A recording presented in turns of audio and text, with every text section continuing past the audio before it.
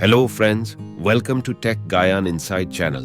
Friends, आज हम लोग एक OnePlus की न्यू टैबलेट की फुल स्पेसिफिकेशन जानेंगे, जिसका नाम है OnePlus Pad Go।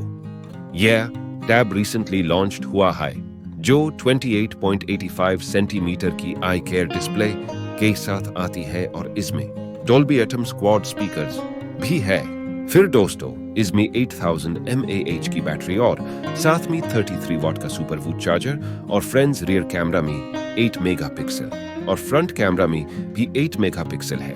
और दोस्तों, ये टैबलेट डूनेट कनेक्शन वेरिएंट में आता है, एक वाईफाई सेकंड LTE के साथ। LTE means 4G connection.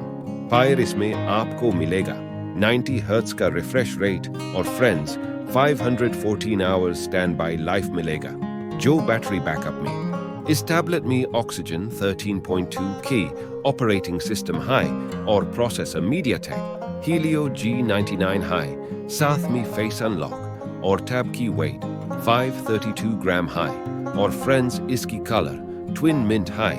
इसमें सेंसर्स हाई जैसे geomagnetic sensor, light sensor, acceleration sensor, gyroscope, hall sensor. Friends, इसकी प्राइस स्टार्टिंग हो जाती है वाईफाई की 19,999 सी।